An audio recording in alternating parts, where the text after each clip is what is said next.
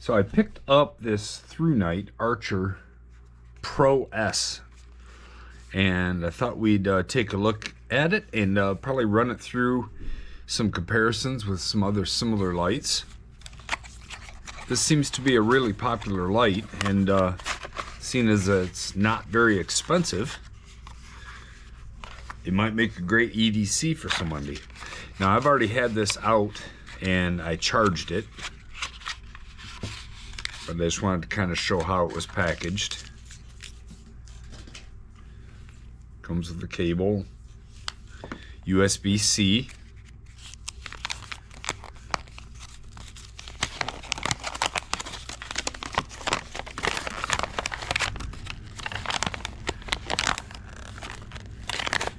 And it comes with the owner's manual, which is fairly brief, which is good. Maybe I'll place a picture up there so that you, if you're interested, you can take a look. So here's the light.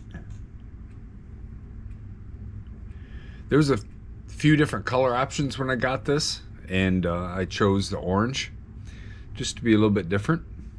You can see it's a fairly deep reflector, smooth, single emitter. The way you charge this is you unscrew this head and it exposes a USB-C. So that's under an O-ring seal,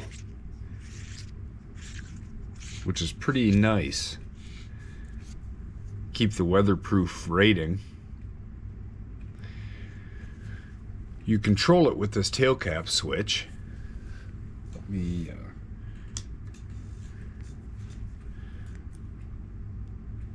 so you got a nice central hot spot with quite a bit of spill, and then to adjust it you just push and hold.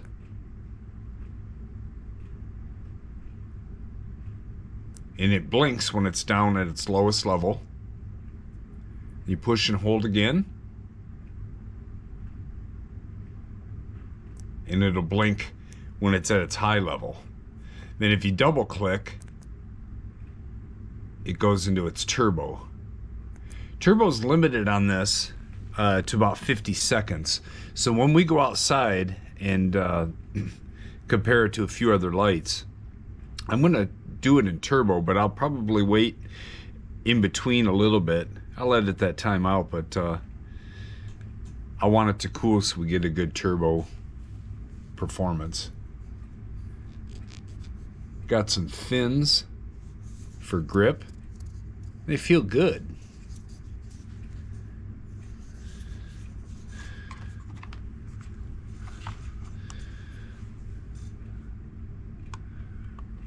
Weight is 2.29 ounces, so it's not that heavy.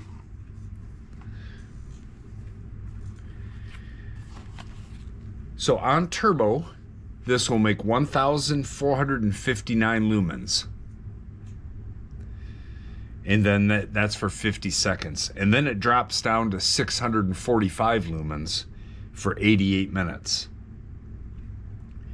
Now, if you just run it on the high setting, if you bring it up to infinity, at its brightest level at infinity, that's 673 lumens. And that'll run for 90 minutes.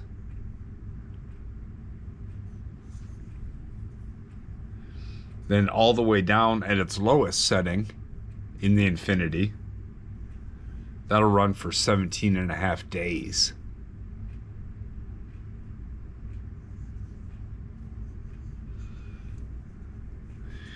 So the lights that I thought we would run it up against, I have a Baton 3. I don't have a Baton 4 yet, but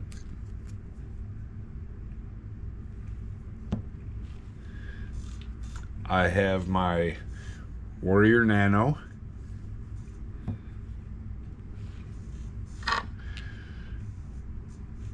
This might be a little bit, this is a i5T EOS, so it's a single AA. I just thought, yeah, it's kind of apples to oranges, since this is a disposable AA and this is rechargeable. Obviously the rechargeable is going to have a big advantage when it comes to voltage and power, but it was such a similar form factor that I figured it would be a neat comparison. And I don't have an i5R yet. And then why not run it up against the Arkfeld?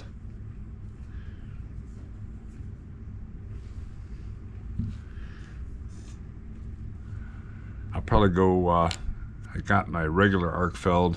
I'll probably go grab the Arkfeld Ultra. We're gonna run it against an Arkfeld Ultra. So yeah, all in all, it's a very nice form factor. There's only one issue that I have with it, and I don't know if it's that big of a deal. But this will tail stand, this will tail stand, this will tail stand. The i5 will not, and this Thrunite, you know, there is a flat spot on that button. And I think if everything's perfect, you have a hard surface and it's perfectly level, you can get it to tail stand. But not very easy. If anybody's curious on measurements, we have about 3 3/4 inches by about 3/4 of an inch diameter. Here it is against the Warrior Nano.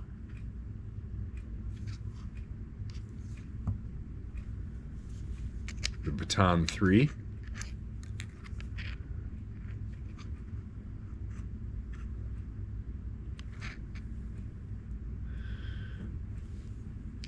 And the i5T.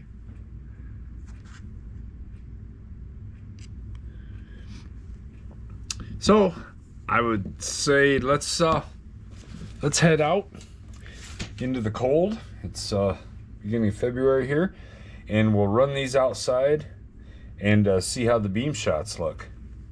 See you outside. Let me just cover one thing really quick here. The turbo on the Archer Pro S is 1459, with the high being 673. Baton 3 is 1200, so 1459, 1200. The Warrior Nano,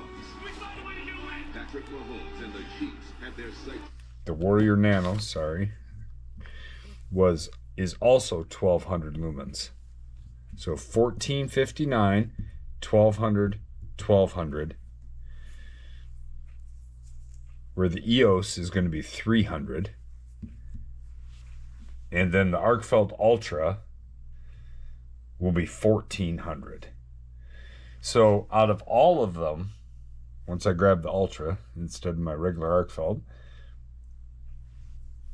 the turbo on the Archer Pro S makes the most lumens. So it's all going to be how they're focused and see what kind of throw they get, and that should be very interesting. So now we'll head outside and we'll get some night shots. Okay, we'll start with the Archer on turbo.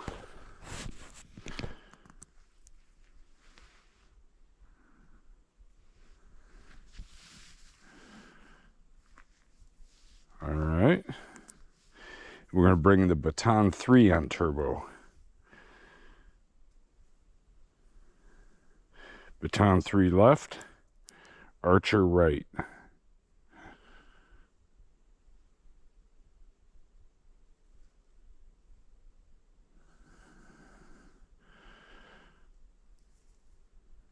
All right. Okay, here is the Warrior Nano on turbo.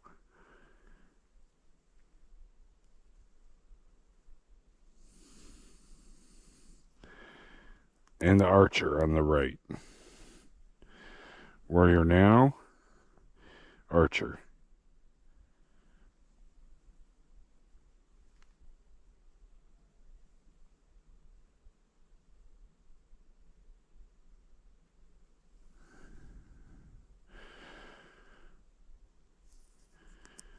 All right. On the left, we have the Arcfeld Ultra on turbo. Nice wide floody beam.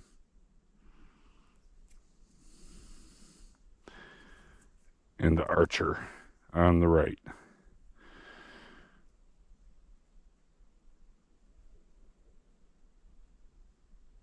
Arcfeld Archer.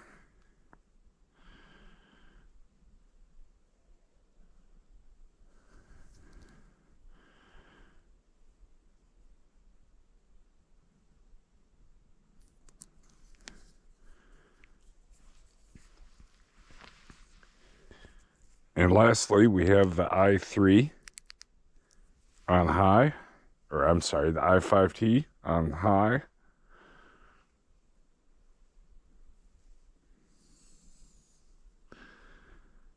And the Archer on turbo.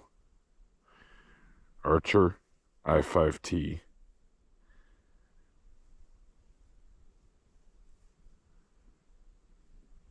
Big difference there. But really it's apples to oranges. But still, it's a good comparison because they're so similar in size.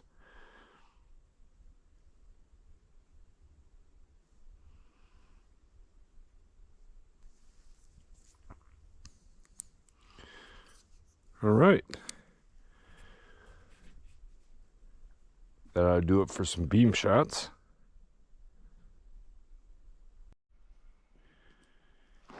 So here we are just for a little walk.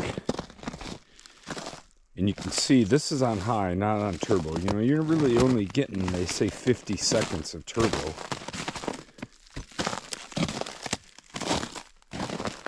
This is more than you need to actually walk through the woods.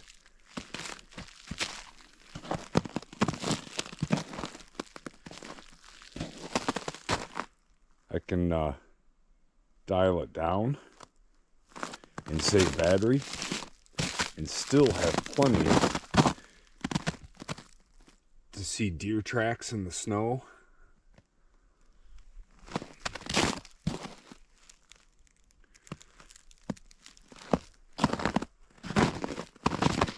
There's deer running through here all over the place. But yeah, I just wanted to show that if I was tracking, or if I'm just trying to find my way through the woods, in general, there's high. I can very, very easily see my way through. This is a fairly small light, and it's delivering some good performance.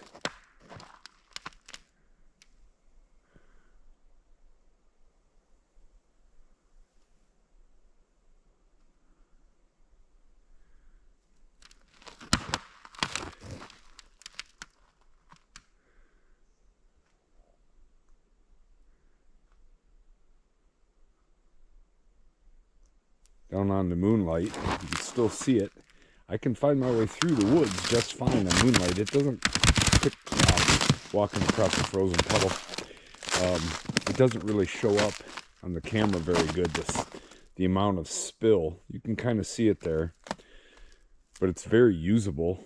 If I was just walking out in the morning, didn't want to spook game, I could do it on moonlight, no problem. Yeah, just a cool example. I'm going to go back in where it's warm now. It's been a couple of days since I shot the outdoor shots and did the other portions of the review. I just wanted to wrap up. I needed a couple days because I wanted to carry this through night and actually use it and get my thoughts on it. Positives are, it's a great size. It carries really easy. When it's in high, it has really good power for its size. Easy access to turbo, easy access to moonlight. The moonlight on it is fantastic. It's less than a lumen. It's great. It's exactly what I'd want in a moonlight. So those are positives. It's just a great little package. I would say there's the biggest negative that I found with carrying it is this button. When I'm walking around with it in my clipped into my pocket, it's not a big deal. But when I got in my car twice, I found that the light was on in my pocket, and I noticed the warmth. This light doesn't get so hot that it burned a hole in anything. It's not like that. It's just in the high mode, 750-ish lumens. It's not hot, but the light itself gets warm, and then you notice it in your pocket and say, oh, my light's on. That is a negative. This button is very easy to push. Now that's nice when you're just using it. It's very nice to hit, and I like that, but there's not a good way to lock this out. You can't even lock it out by unscrewing the head.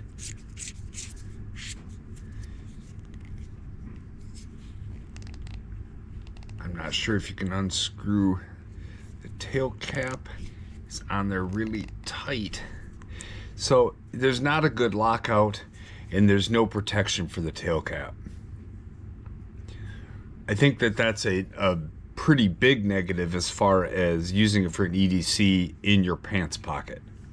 Now, this is not that big of a light, and it's not that heavy.